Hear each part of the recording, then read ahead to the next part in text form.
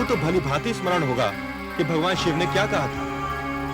कदाचित आप भूल गए हो तो मैं स्मरण करा दूं कि भगवान शिव ने कहा था कि यह संजीवनी मंत्र एक कल्प में एक ही बार केवल एक ही व्यक्ति को दिया जा सकता है। इसका अर्थ यह हुआ दैत्य गुरु कि यह खेल उसी समय तक सीमित है जब तक आप हैं। यदि आपको कुछ हो गया तो आप यह मंत्र किसी और को नहीं दे सकते कि आपकी मृत्यु की स्थिति में वो आपको पुनर्जीवित कर दे। और हे दानवराज, यदि दैत्य गुरु शुक्राचार्य नहीं रहे तो आप सबका क्या होगा? आप सब एक एक करके मृत्यु की गोद में समाते जाएंगे। केवल अमृत ही हम सबको मृत्यु से बचा लेगा।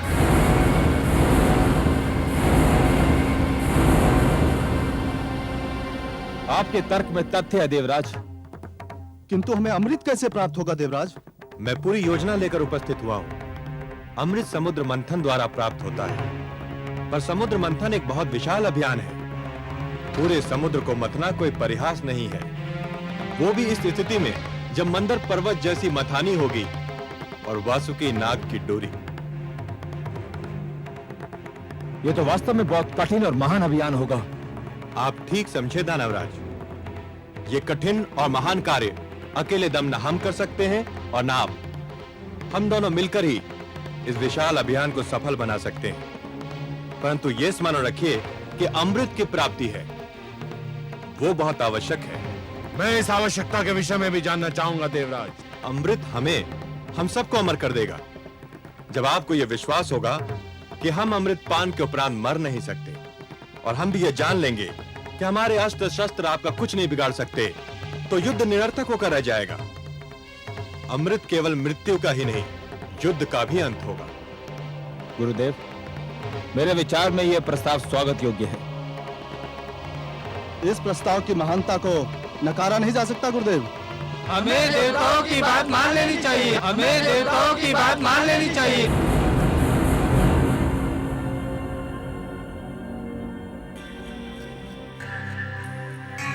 देवताओं से ये आशा रखना कि वो सद्भावना के कारण हमसे सहयोग और समझौता चाहते हैं, मरुस्थल से ये आशा रखने के समान है कि वो मधुबन में बदल जाएगा।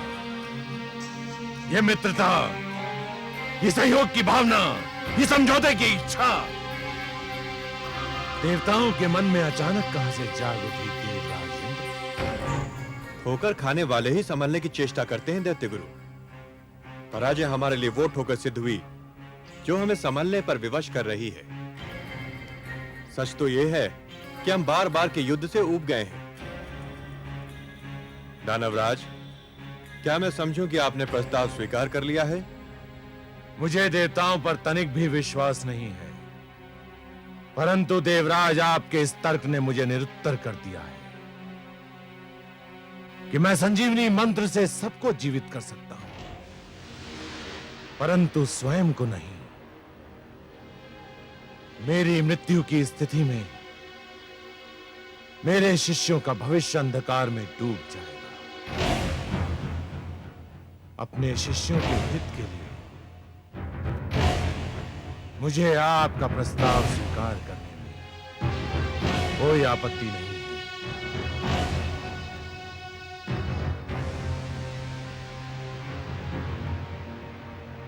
हमें आपका प्रस्ताव स्वीकार है देवराज। हम आपको सहयोग देंगे। सागर मंथन होगा, सागर मंथन होगा, सागर मंथन होगा, सागर मंथन होगा, सागर मंथन होगा, सागर मंथन होगा, सागर मंथन होगा, सागर मंथन होगा। आज तो हमारे देवराज ने चमत्कार कर दिया महादेवी। जिस प्रकार ज्वार के समय समुद्र की लहरें तट को तोड़कर आगे निकल जाती हैं, उसी प्रकार आज देवराज इंद्र के तर्क दानवों की बुद्धि के आगे निकल गए। जैसे सूर्य दीपक की महत्ता को कम कर देता है, वैसे ही आज देवराज ने दैत्य गुरु शुक्राचार्य को निरुत्तर कर दिया। जिस युद्ध को देवराज हार चुके थे, उसी युद्ध को उन्होंने दानवों की सभागार में जीत लिया। उन्होंने यह सिद्ध कर दिया देवी कि युद्ध केवल रणक्षेत्र में नहीं होता, विवाद क्षेत्र में भी होता है। और उसे विवाद क्षेत्र में जीता भी जा सकता है। भोर समय का भूला सांझ पड़े घर लौट आए तो उसे भूला नहीं कहते। लगता है देवराज वास्तव में ठोकर खाकर संभल गए हैं। आज तो उन्होंने दैत्य गुरु शुक्राचार्य जैसे विद्वान को भी तर्कहीन कर दिया। हाँ, परंतु हमारे देवराज का मन सूर्य की भांति बड़ा विचित्र है देवी। जब अंधेरे से सवेरा निकलता है तब सूर्य की किरणें बहुत शीतल होती हैं, परंतु जैसे जैसे दिन चढ़ता जाता है वैसे उन किरणों की शीतलता लुप्त हो जाती है और वही किरणें ताप की वर्षा करने लगती हैं। अभी तो हमारे देवराज के मन में पराजय का घाव हरा है। जब यह घाव भर जाएगा तब हमारे देवराज इंद्र कितने विनम्र रहते हैं यह देखना आवश्यक है देवी। परंतु आज तो वे दानवों से सहयोग प्राप्त करने में सफल हो ही गए। आपके परामर्श के अनुसार सागर मंथन तो होकर ही रहेगा। हाँ महादेवी, देवराज की सफलता यह दर्शा रही है कि उनका कार्य तो समाप्त हो गया। अब मेरा कार्य आरंभ होना है। दानव सागर मंथन के लिए उतावले हैं तो फिर हमें भी देर नहीं करनी चाहिए। पक्षीराज,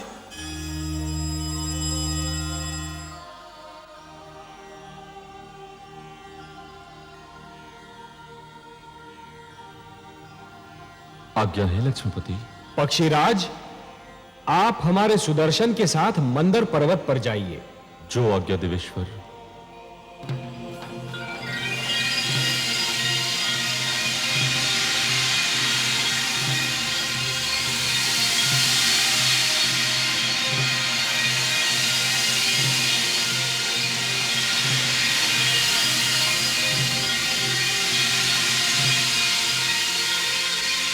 हे सुदर्शन, आप पक्षीराज के साथ मंदर पर जाइए और मंदर पर्वत को जड़ से काट दीजिए।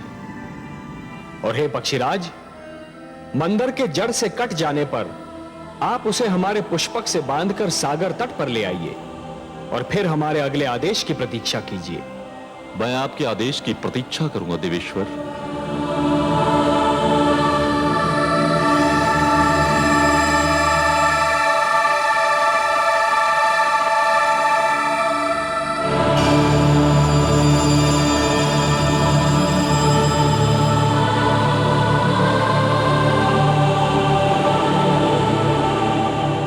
सुदर्शन, आप अपने कार्य का शुभ आरंभ कीजिए। मैं पुष्पक लेकर लौटता हूं।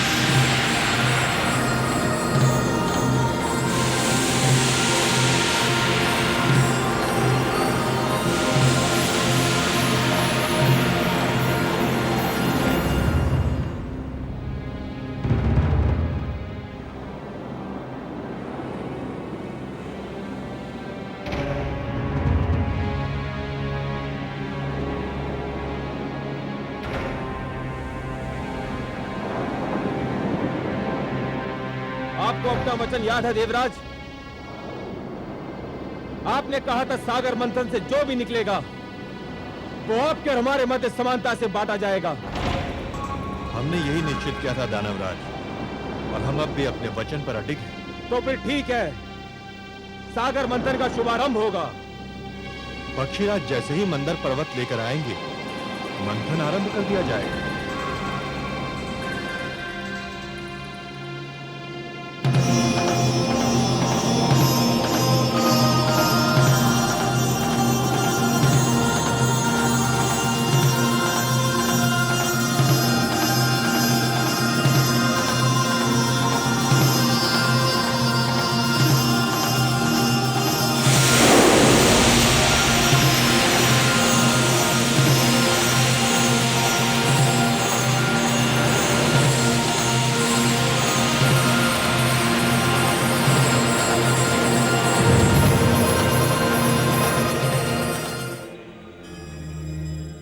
नारायण नारायण। आइए देवर्षि।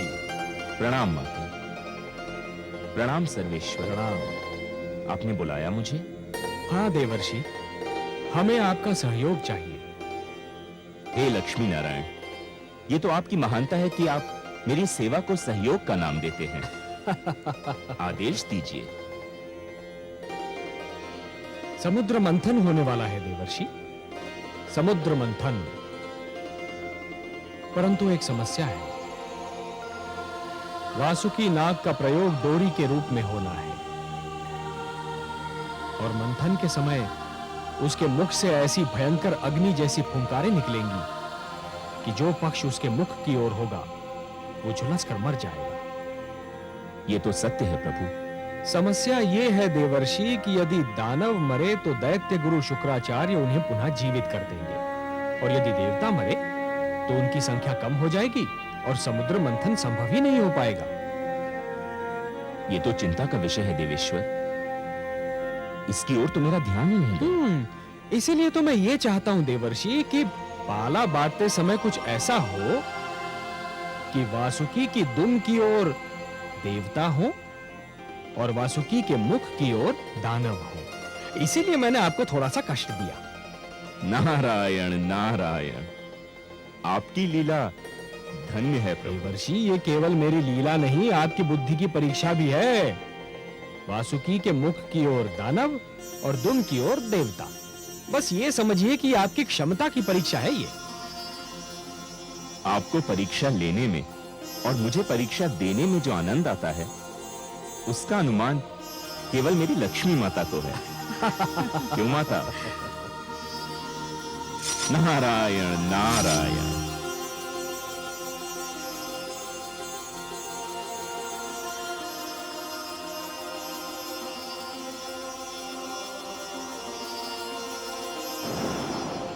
नहीं देवराज, हम दुम का छोर पकड़ेंगे और तुम देवतागण मुख की ओर रहोगे।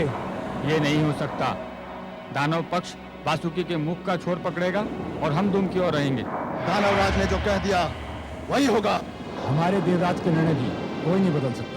तो फिर समझ लो, संधि समाप्त हो गई और समझौता भी टूट गया। नारायण नारायण।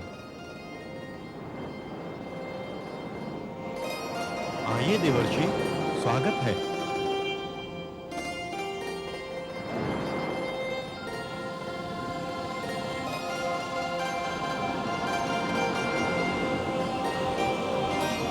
वातावरण का ताप बहुत बढ़ा हुआ दिख रहा है। किस विवाद ने ताप को बढ़ा दिया है? देवर्षि, आप ही निर्णय कीजिए। हमारा कहना है कि दानव वासुकी के मुख का छोर पकड़ेंगे और देवता दुम का छोर, पर ये दानव मान ही नहीं रहे हैं। हे देवर्षि, समझौते का प्रस्ताव देवराज लेकर आए थे, हमने मान लिया। अब हम प्रस्ताव रख रहे हैं तो देवराज क्यों नहीं मानते? उचित है, सर्वथा उचित है। देवराज, दानवराज का तर्क बुद्धिसंगत है। ये आप क्या कह रहे हैं देवर्षि? आप तो दानवों का पक्ष ले रहे हैं। मैं पक्ष नहीं ले रहा हूं देवराज, मैं तो वही कह रहा हूं जो न्याय संगत है। हे देवराज, शरीर में मुख श्रेष्ठ होता है या पांव? 100% मुख। वो ऊपर होता है, ऊंचा होता है, शरीर की पहचान बताता है। तो फिर तो श्रेष्ठ की ओर उसी को ही होना चाहिए जो स्वयं भी श्रेष्ठ हो। क्या कहना चाहते हैं आप देवर्षि?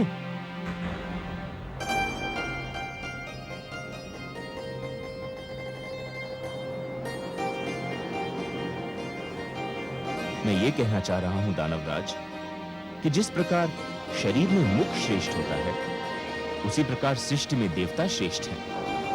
इसलिए वासुकी के मुख की ओर तो देवताओं को ही होना चाहिए। आप हमारा अपमान कर रहे हैं देवर्षि। हमने देवताओं को परास्त किया है।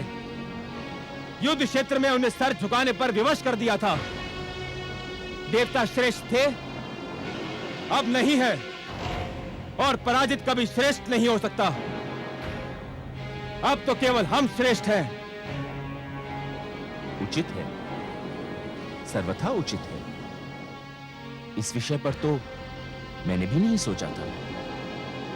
श्रेष्ठ वही होता है जो विजयी होता है।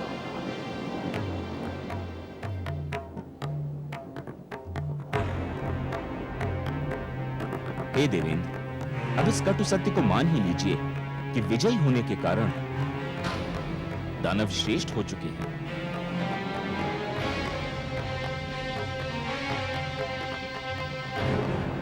हे दानवराज, श्रेष्ठता की कुछ मांगें होती हैं, और प्रथम मांग यह होती है कि उसे हमेशा श्रेष्ठ की ओर रहना पड़ता है। यह मांग तो तभी पूरी हो सकती है जब आप वासुकी के श्रेष्ठ भाग की ओर हो। यदि श्रेष्ठ की यही मांग है तो हम वासुकी के मुख की ओर का पाला स्वीकार करते हैं।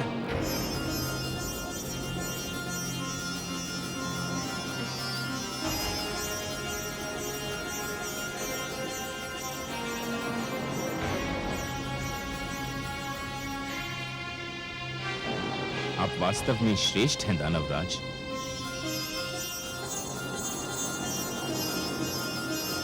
देवर्षि नारद की जय! देवर्षि नारद की जय! देवर्षि नारद की जय! नारायण नारायण। नारद के इस खेल से दानव थे अनजान। जीत हुई फिर ज्ञान की, हार गया अज्ञान। सागर मंथन के लिए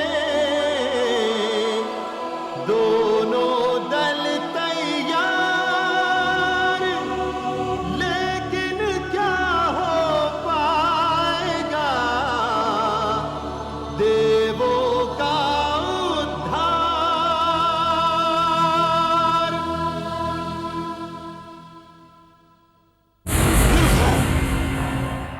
तुम जानते हो कि वासुकी के मुख की ओर रहने से क्या होगा? उसके मुख से ज्वाला के रूप में फुंकारें निकलेंगी और तुम सब झुलस कर रह जाओगे। देवता चतुर हैं और नारद उनसे भी अधिक चतुर। उन्होंने तुम्हें श्रेष्ठ कहकर तुम्हारी प्रशंसा कर दी और तुम उनके जाल में फंस कर रह गए।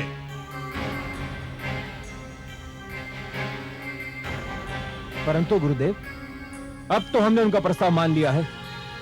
यदि अब हमने उनका निर्णय नहीं माना तो हमारे अपने लोग हमें संदेह की दृष्टि से देखने लगेंगे। भूल मेरी थी जो मैंने तुम लोगों पर भरोसा किया। मुझे स्वयं वहां पर उपस्थित रहना चाहिए था। अब क्या होगा गुरुदेव? बाण धनुष से निकल चुका है। जाओ, जाकर मंथन आरंभ करो।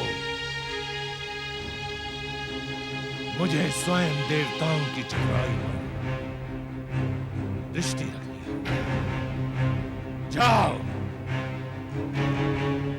जो आज्ञा। जो आज्ञा गुरुदेव।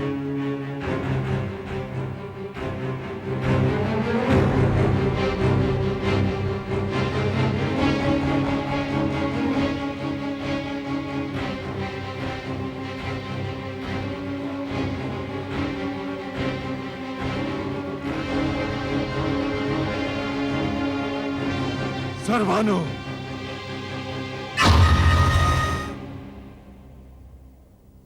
आज्ञा गुरुदेव।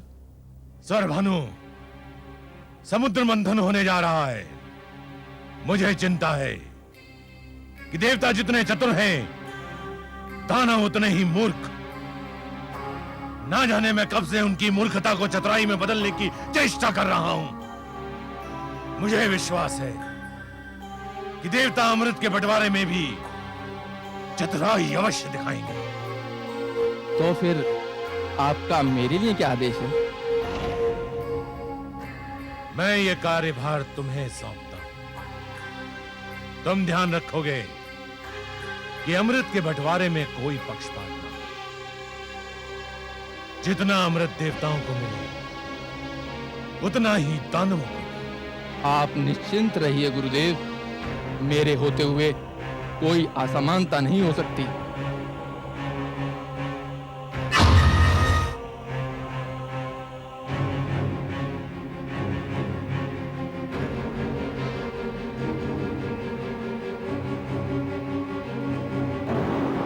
हे पक्षीराज,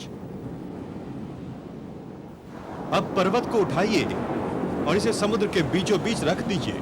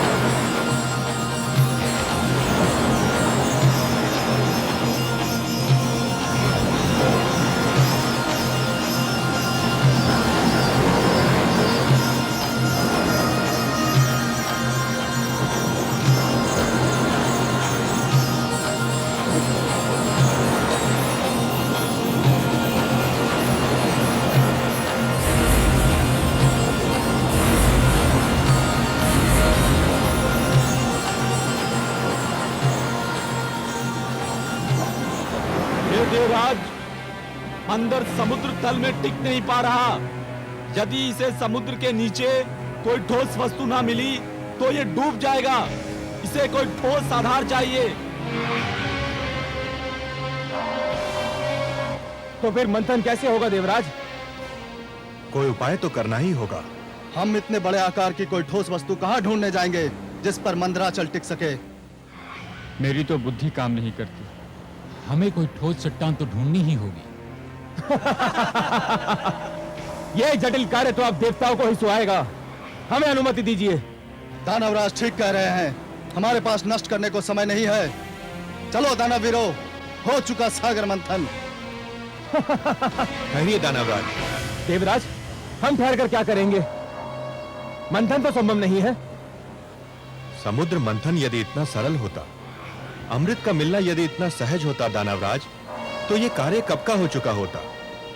परंतु जैसे नागमणि को प्राप्त करने के लिए जोखिम झेलना पड़ता है, वैसे अमृत प्राप्त करने के लिए कठिनाइयों से तो जूझना ही होगा। परंतु इस कठिनाई का तो कोई उपाय दिखाई नहीं देता। उपाय है। हे देवराज, क्षीर सागरवासी भगवान विष्णु के अतिरिक्त और कोई नहीं जो हमारी सहायता कर सके। हाँ देवराज, केवल वही हमें इस संकट से उबार सकते हैं। हमें लक्ष्मी नारायण से सहायता मांगनी चाहिए। हमें अपने लक्ष्मीपति की स्तुति करनी चाहिए।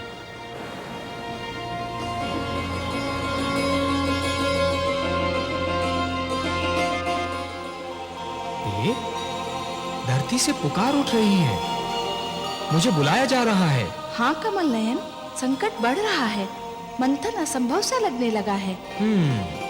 और यदि मंथन नहीं हुआ तो जीवन संकट में घिर जाएगा। देवता अमृत से वंचित रह जाएंगे और दानव संस्कृति की जीत हो जाएगी। परंतु हे कमल नयन, मंथन कैसे होगा? मंदराचल तो समुद्र में डूबा जा रहा है। उसे स्थिर करने के लिए कोई महान ठोस वस्तु मिलेगी कहां से भला? प्रिय, मैं धरती और जीवन का पालक हूं। धरती और जीवन की रक्षा करना मेरा कर्तव्य है। मैं मंदराचल को अपनी पीठ पर रोक लूंगा। आप मंदराचल को अपनी पीठ पर रोकेंगे? हाँ प्रिय, मैं कूर्म का रूप धारण करूंगा। यह मेरा कूर्मा अवतार होगा। दूसरा अवतार, मंदर पर्वत मेरी पीठ पर टिक जाएगा और फिर समुद्र मंथन में कोई कठिनाई ही नहीं होगी। परंतु हे कमल नयन, आपने तो कहा था कि आप मानव लोक पर उसी समय जाएंगे जब मानव कल्याण को कोई संकट होगा। ये तो देवताओं और दानवों का झगड़ा है। इसमें हस्तक्षेप करने के लिए आपको अवतार लेने की क्या आवश्यकता है? हे महादेवी, मैंने कहा ना कि यदि सागर मंथन नहीं हुआ तो दानव संस्कृति जीत जाएगी, और यदि दानव संस्कृति जीत गई तो सर्वप्रथम मानव संस्कृति को मिटा देगी। देवता उनके आगे नहीं टिक पा रहे तो मानव कहां से ठहरेगा? वो तो और भी दुर्बल है, और इसीलिए ये देवताओं और दानवों के झगड़े से अधिक मानव कल्याण का प्रश्न है। मुझे जाना ही होगा। और मैं, क्या मेरे भाग्य में फिर वियोग की घड़ियां लिखी हैं? प्रिय, वियोग के उपरांत जो मिलन होता है उसका आनंद ही कुछ और होता है। वियोग तो मिलन की मिठास बढ़ा देता है प्रिय, और फिर ये वियोग इतना लंबा नहीं होगा। हम शीघ्र फिर मिलेंगे, और ये मिलन इतना सुंदर होगा प्रिय कि आप इसे कदापि नहीं भूल पाएंगी। मैं तो वियोग शब्द सुनते ही उदास हो गई थी, परंतु आपके सुंदर मुख से मिलन शब्द सुनते ही मैं आनंद विभोर हो उठी हूं।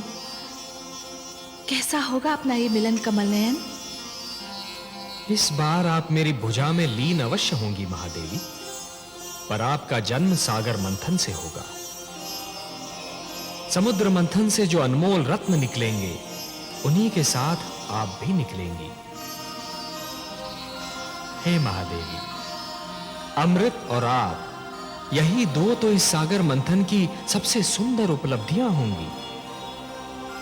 आप प्रेम का प्रतीक है, ममता का स्वरूप है, और जीवन के लिए प्रेम और ममता अमृत से कम नहीं देवी। सत्य पूछिए तो प्रेम और ममता तो अमृत से भी कहीं अधिक सुंदर और महान है। अमृत तो केवल देवताओं के लिए होगा देवी, परंतु आप इस सागर मंथन की सबसे महानतम उपलब्धि होंगी, क्योंकि आप ही मानव कल्याण का सर्वश्रेष्ठ साधन बनेंगी।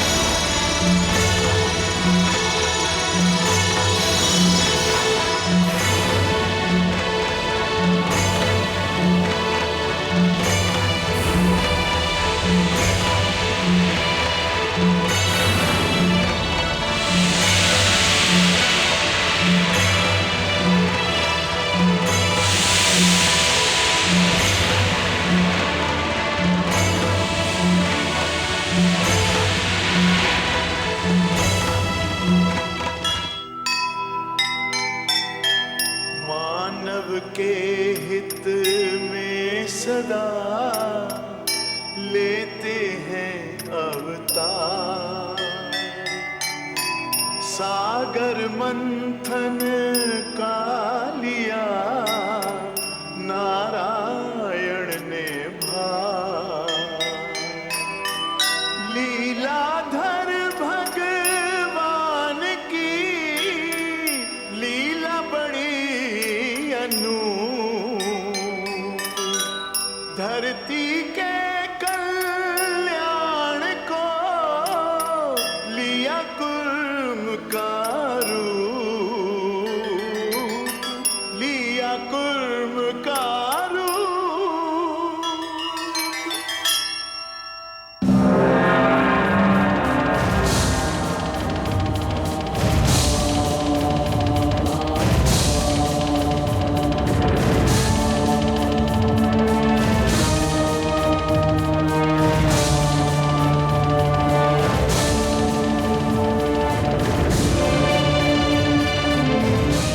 हे देवगण, तुमने मुझे पुकारा, मैं आ गया हूं। ये कूर्म नहीं, स्वयं मैं हूं। मैं सागर तल में जा रहा हूं देवगण। मैं मंदराचल को अपनी पीठ पर धारण करूंगा, फिर मंदराचल कदापि नहीं डूबेगा और तुम देव और दानव सरलता से सागर मंथन कर सकोगे।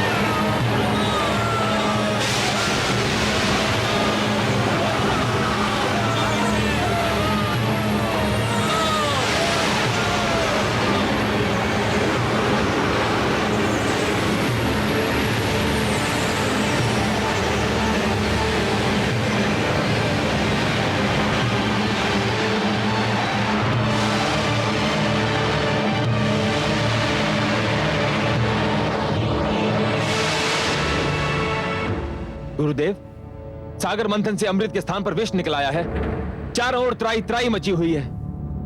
देवता तो कहते थे कि सागर मंथन से जीवनदायक अमृत मिलेगा, परंतु सागर तो मृत्यु बांट रहा है गुरुदेव। इसी कारण हम वहां से भाग आए। ऐसे में सागर मंथन से क्या लाभ? हम अब सागर मंथन में भाग नहीं लेंगे।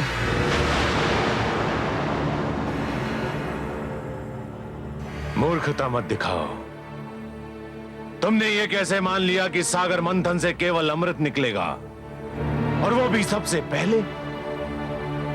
मूर्खों, इस मंथन से अनेक ऐसे पदार्थ, अनेक ऐसे रत्न निकलेंगे जिसकी किसी ने कल्पना भी ना की हो।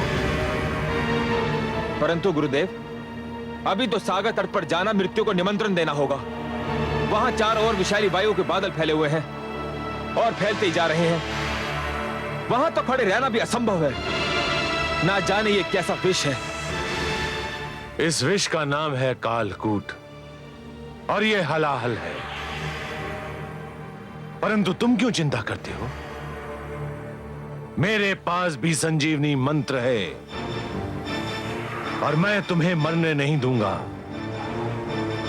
तुम सब मेरे आश्रम में ही ठहरो और इस विपत्ति के टलने की प्रतीक्षा करो। तुमसे अधिक तो देवता चिंतित होंगे, क्योंकि देवताओं के लिए मंथन और अमृत तुम्हारी तुलना में अधिक महत्व रखता है। अब देखना है कि वो इस विपदा को टालने के लिए क्या उपाय करते हैं। जो आज्ञा गुरुदेव। रक्षा कीजिए, रक्षा कीजिए।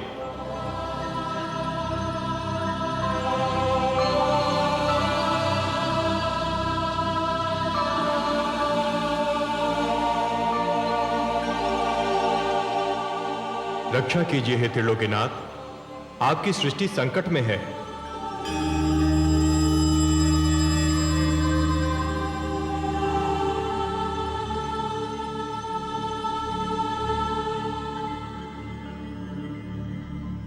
हे विश्वेश्वर, सागर मंथन से जीवनदायक अमृत के स्थान पर प्राणघातक विष निकला है। सृष्टि में हाहाकार मचा है। हे आदि प्रजापति, हे देवगण, जीवन को अमर बनाने के लिए मृत्यु से हर पग पर टकराना तो अवश्य पड़ता है। इसी संघर्ष में तो जीवन का सौंदर्य निहित है। जब शिशु माता के गर्भ में होता है तो उसे हर क्षण मृत्यु से संघर्ष करना पड़ता है। शिशु के जन्म से पूर्व माता भी जीवन और मृत्यु के इसी संघर्ष का अनुभव करती है। परंतु जैसे ही शिशु का जन्म होता है, समस्त सृष्टि मुस्कुराती है।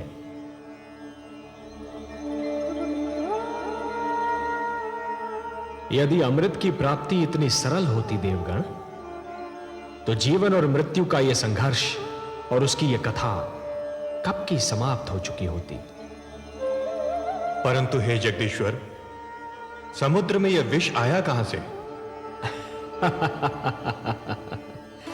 यह तो आदि प्रजापति श्री ब्रह्मा की संतान मानव का चमत्कार है। वो जिस वस्तु को भी अपने लिए उपयोगी नहीं समझता, उसे समुद्र की गहराइयों में फेंक देता है। वो ये नहीं सोचता कि जो वस्तु उसके लिए हानिकारक है, वो समुद्र के प्राणियों के लिए भी हानिकारक होगी। मैंने तो जल मनुष्य की आवश्यकताओं की पूर्ति के लिए बनाया था। सत्य कहा आपने हे ब्रह्मा। जल का तो अर्थ ही है जीवन, परंतु मनुष्य ने उसे व्यर्थ और हानिकारक वस्तुओं का भंडार बना दिया है। उसी प्रदूषण ने बढ़ते बढ़ते विष का रूप धारण कर लिया है।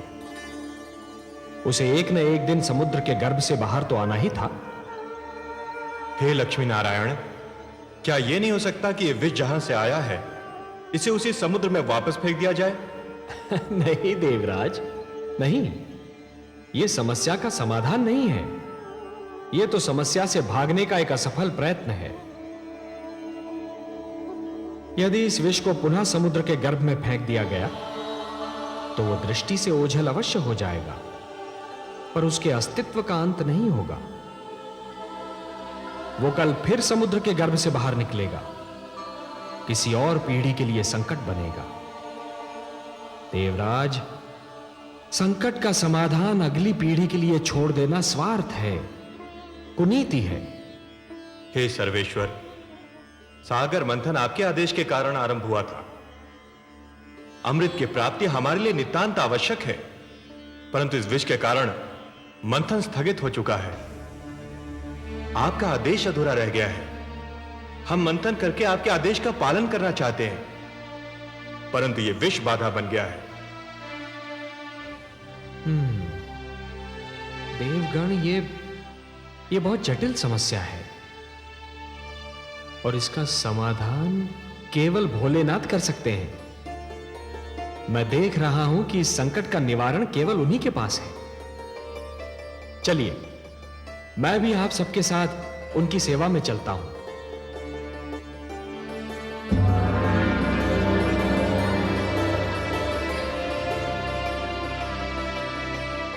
महादेव की जय हो।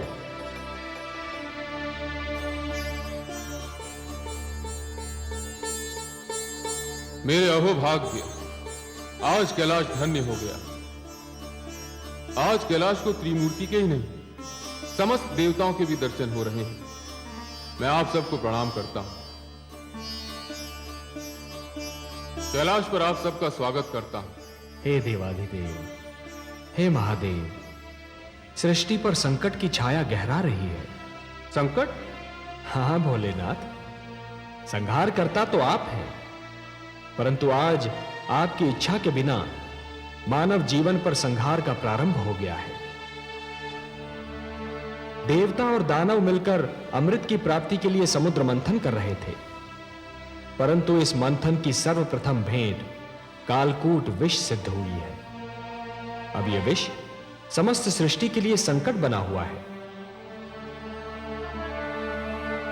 समस्या यह है कि इस विष के प्रभाव से यदि दानवों की मृत्यु हुई तो दैत्य गुरु शुक्राचार्य आपके दिए हुए संजीवनी मंत्र की शक्ति से उन्हें पुनर्जीवित कर लेंगे।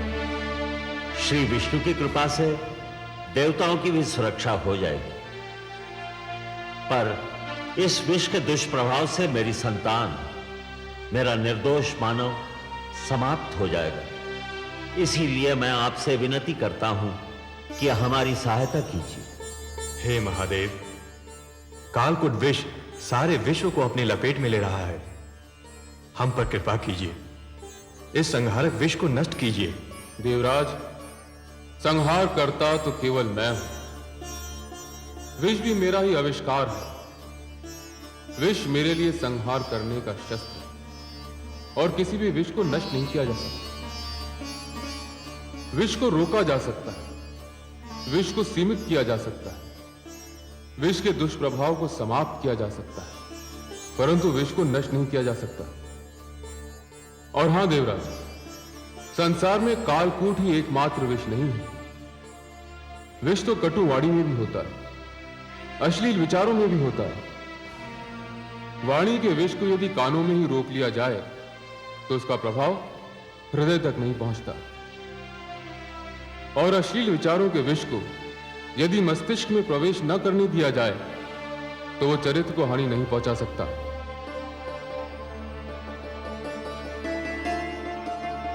जहां अमृत होता है वहां विष का होना तो स्वाभाविक है, परंतु आप धन्य हैं भोलेनाथ, आप धन्य हैं। कालकूट विष का प्रभाव तो आपके सुंदर तर्क ने ही कम कर दिया। अब शेष समस्या का समाधान भी आप ही निकालेंगे। आपने सत्य कहा कि विष को नष्ट तो नहीं किया जा सकता, परंतु उसे रोका अवश्य जा सकता है, और यह कार्य केवल आप ही कर सकते हैं देवाधिदेव। हे त्रिलोकेश्वर, आप सब चलकर मेरे पास आए हैं। यहां आकर आपने मुझ पर कृपा की। आपके आदेश का पालन करके मुझे हर्ष होगा। मुझे कालकूट को कहीं रोकना होगा, उसकी सीमा का निर्धारण करना होगा। जगत के कल्याण के लिए यह कार्य मैं अवश्य करूंगा। आप चिंता न करें, मैं आपके साथ सागर तट पर चलता हूं।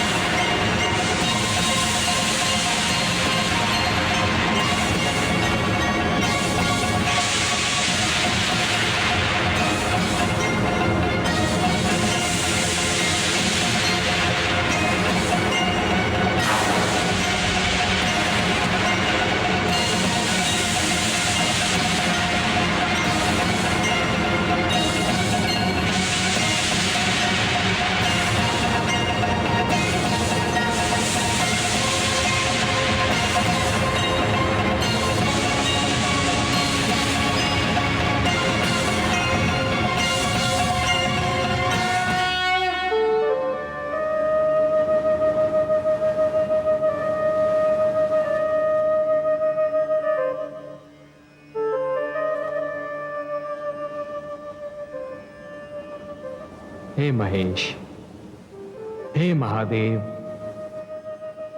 आज आपने कालकूट विष के प्रभाव से सारे संसार को बचा लिया। आपको कोटि कोटि धन्यवाद। आपने समस्त सृष्टि पर उपकार किया है महादेव। आज आपने महान त्याग और महानतम बलिदान का प्रदर्शन किया है। हे भोलेनाथ, आज से आप नीलकंठ हो गए और यह समस्त संसार इस नीलकंठ का सदैव आभार मानेगा। मैं स्वयं आपका ऋणी रहूंगा नीलकंठ, क्योंकि जिन लोगों की रक्षा मुझे करनी चाहिए थी, आज उन सब की रक्षा आपने की है। आज आपने समस्त संसार को यह ज्ञान दे दिया कि जिस प्रकार सूर्य बनने के लिए अग्नि बनना पड़ता है और अग्नि में जलना भी पड़ता है, उसी प्रकार शंकर बनने के लिए विष का प्राशन भी करना पड़ता है। और हे नीलकंठ, इस विष को आपने कंठ तक रोककर यह भी सिद्ध कर दिया कि विष चाहे जैसा भी हो, उसके प्रभाव को रोकना संभव है। इसलिए मैं स्वयं महाविष्णु आपको प्रणाम करता हूं।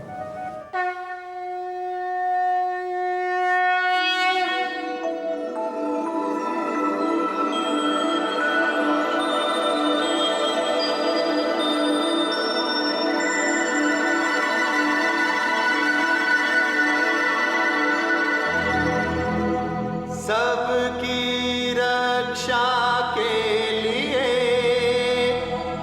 किया आज विषपान, देवों के भी देव हैं नीलकंठ भगवान, देवों के भी देव हैं नीलकंठ भगवान।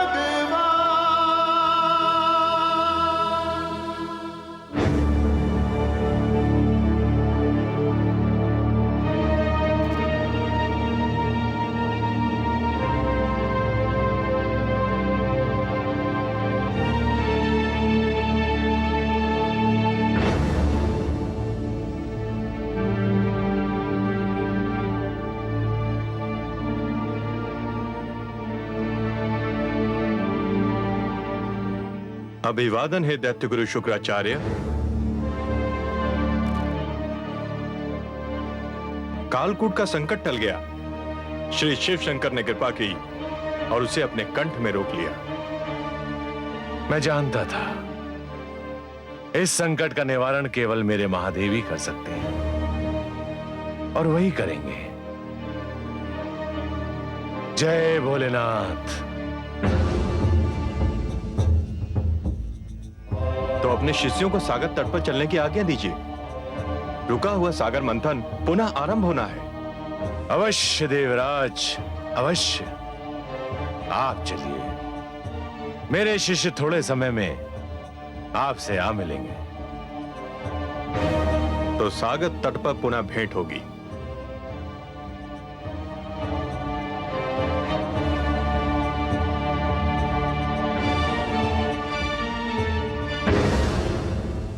गुरुदेव, क्या मैं पुनः जाना होगा? हाँ, न केवल जाना होगा बल्कि सागर मंथन में भाग भी लेना होगा। अमृत कितना महत्वपूर्ण है यह केवल मैं जानता हूं। देवराज इंद्र की बात भूल गए तुम? संजीवनी मंत्र जितना तुम्हारे लिए आवश्यक है, अमृत उतना ही मेरे लिए आवश्यक है। तुम सब तुरंत सागर तट पर पहुंचो।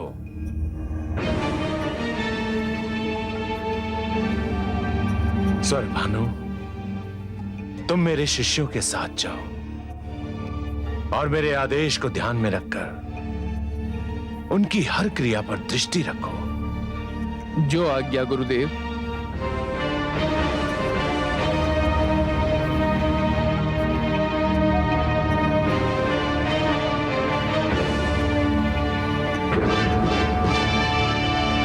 देवराज, हम आ गए।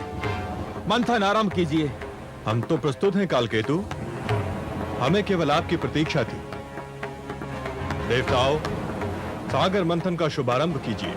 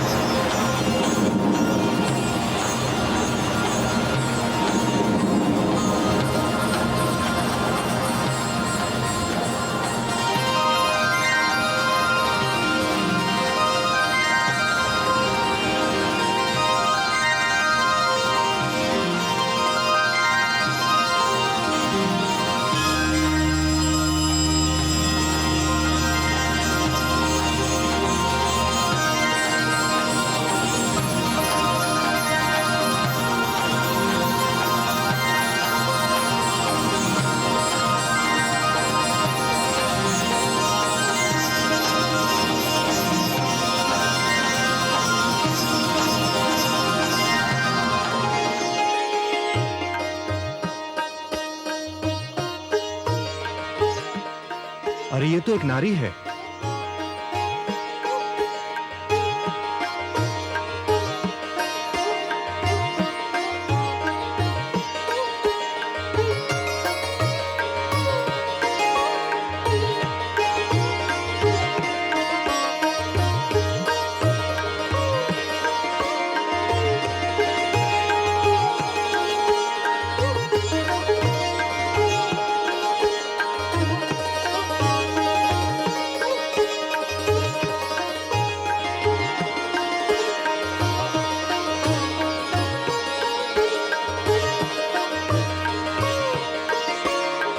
हर्षल, इतनी सुंदर नारी कभी देखी थी पहले? नहीं दानवराज, ये तो कोई स्वर्ग की अप्सरा दिखाई पड़ती है। मूर्ख हो तुम। स्वर्ग की अप्सराएं तो इसके पांव की धूल के समान होंगी। तनिक इसका रूप तो देखो। मुख है कि पूनम की रात्रि का चंद्रमा, आंखें हैं या मद की कटोरी, कपोल है कि लाल कमल के पुष्प, अधरों की लालिमा उषा को लजा रही है, कंधों पर काले केशों की घटा लहरा रही है, मुस्कुराती है तो हृदय पर बिजली गिराती है, चलती है तो पुष्पों से भरी डाली लचक जाती है। हर्षल, इसने तो मेरा मन विचलित कर दिया है। तो फिर आप घोषणा कर दीजिए महाराज कि इस सुंदरी पर केवल आपका ही अधिकार होगा। इस सुंदर नारी पर हमारा अधिकार है देवराज। कदापि नहीं। क्यों? निर्णय तो यही हुआ था। मंथन से जो भी वस्तु निकलेगी वो देवताओं और दानवों में आदि आदि बांट दी जाएगी। हाँ, यही निर्णय हुआ था, किंतु यह वस्तु नहीं है, प्राणी है, नारी है, स्त्री है। इसका विभाजन नहीं किया जा सकता। मैं कब कहता हूं कि इसका विभाजन किया जाए? मैं स्वयं इसे इसी रूप में प्राप्त करना चाहता हूं जिस रूप में दिखाई दे रही है। निर्णय बहुत सरल है देवराज। यह सुंदरी हमें दे दो। इसके उपरांत मंथन से जो भी निकलेगा वो तुम देवतागण ले लेना। दानवराज बिल्कुल ठीक कह रहे हैं। ये केवल नारी और सुंदरी नहीं है, देवी है। और देवी केवल देवताओं की संगति में रह सकती है, दानवों की संगति में नहीं। तुम हट कर रहे हो देवराज। यह हट का नहीं, सिद्धांत का प्रश्न है। यह देवी तुम्हें नहीं दी जा सकती। तो फिर हम समझौते के अंत की घोषणा करते हैं देवराज। हम समझौता समाप्त नहीं करना चाहते, परंतु यदि यही एक मार्ग रह गया है तो हमें स्वीकार है। समझौते के अंत का दूसरा अर्थ समझते हो देवराज? समझौते का अंत युद्ध का आरंभ होता है। अब हमारी भेंट युद्ध क्षेत्र में होगी। आपकी इच्छा दानवराज, तुम हमें युद्ध के लिए तैयार पाओगे।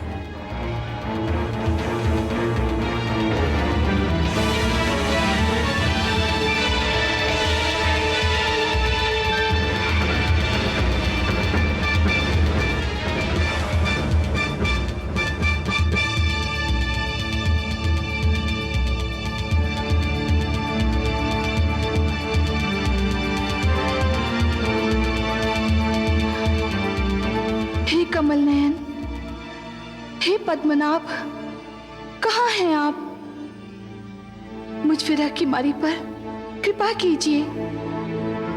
मेरी आंखें आपके दर्शन को तरस रही हैं। मेरी आत्मा आपको पुकार रही है। दर्शन दीजिए भगवान। मेरी आत्मा की पुकार सुन लीजिए।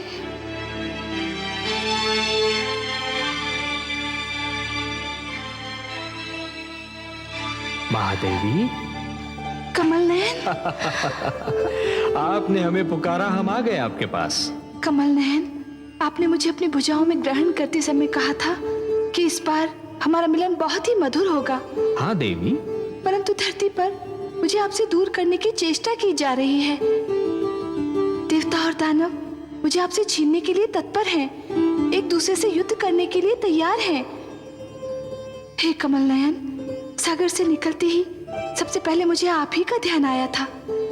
आपसे क्षणिक वियोग भी मुझसे सहन नहीं होता। हे महादेवी, उपवन के भाग्य में वसंत का सुख सदैव नहीं होता, उसे पतझड़ का दुख भी झेलना पड़ता है। उसी प्रकार जीवन में भी मिलन का आनंद सदा के लिए नहीं छाया रहता देवी। वियोग की घड़ियां भी आती हैं। तो कब बीतेंगी यह विरह की घड़ियां? मैं तो आप ही की हूं, आप ही के लिए बनी हूं। आपसे दूर रहने का विचार भी मुझसे सहन नहीं होता। हे महादेवी, इस बार आप मंथन में सागर पुत्री के रूप में जन्मी है, इसलिए आप धरती के नियमों के अधीन हैं। मैं इन नियमों को तोड़ नहीं सकता देवी। धरती के सारे प्राणियों की भांति आपके भाग्य विधाता भी ब्रह्मा है। आपके भाग्य में क्या लिखा है ये तो केवल वही बता सकते हैं। तो मैं ब्रह्मा जी के पास जाऊंगी, उनसे पूछूंगी कि मुझ पे ये अत्याचार क्यों किया जा रहा है, मुझे अपने नारायण से क्यों दूर किया जा रहा है।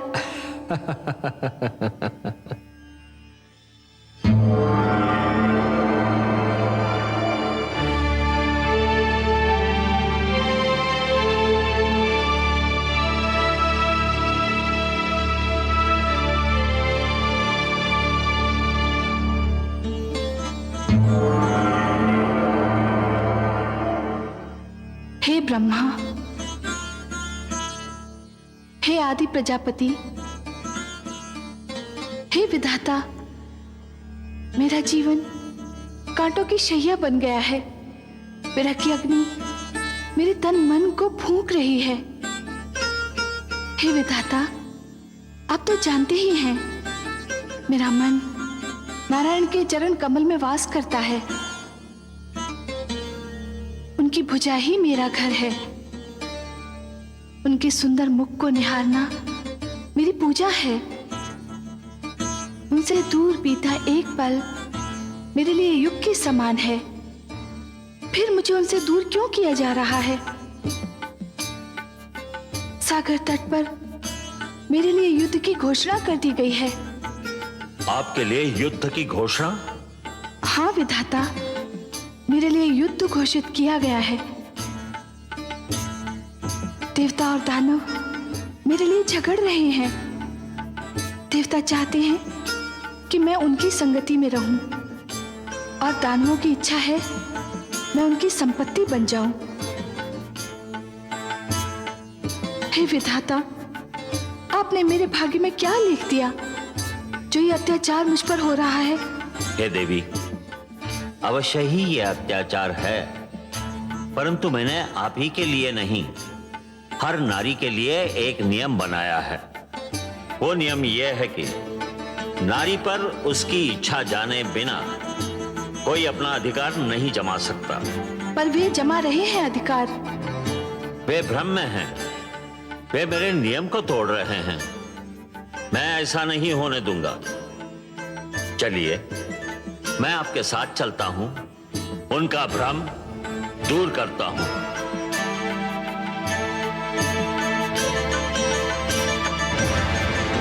देवताओं, ध्यान रहे कि समझौता तोड़ने की स्थिति तुमने बनाई थी, हमने नहीं। हम तो अब भी कहते हैं सागर मंथन से जन्मी सुंदरी हमें दे दो, हमारा समझौता बना रहेगा। यह संभव नहीं कालकेतु, हम तुम्हारी ये मांग नहीं मान सकते। इसके लिए यदि युद्ध होता है तो हमें कोई चिंता नहीं। चलो वीरो, आक्रमण करो। ठहरो।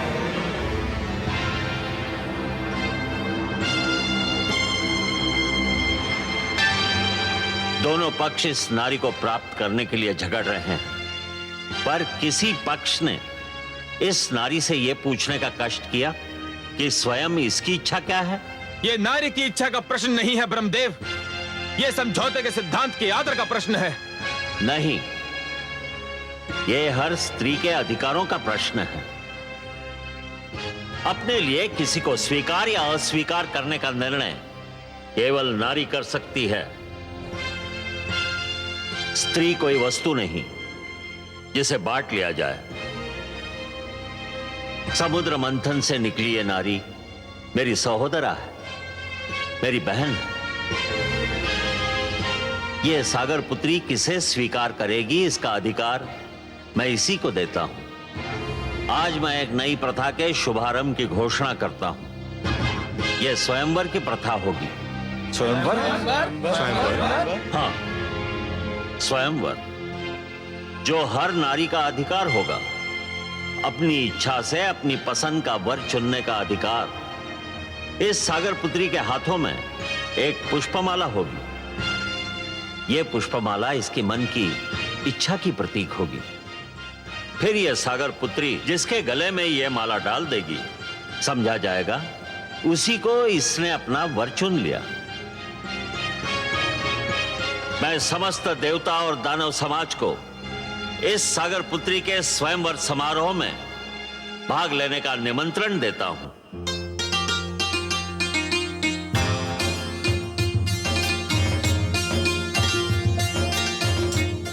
हर्षल, मैं व्याकुल हो रहा हूं। क्यों दानवराज? न जाने ये चंद्रमुखी, ये मृगनयनी किसे चुनेगी? आपको ही चुनेगी दानवराज। ये तुम कैसे कह सकते हो हर्षल? है तो नारी ही दानवराज, और नारी केवल उसी को चुनती है जिसके पास शक्ति होती है। भुजाओं की शक्ति या धन की शक्ति, और ये दोनों ही शक्तियां आपके पास हैं। दानवराज, आपने देवताओं को परास्त किया है। नारी विजय का हाथ छोड़कर पराजय का हाथ कदापि नहीं थामती। आप विश्वास रखिए दानवराज, ये सुंदरी केवल आपको ही चुनेगी।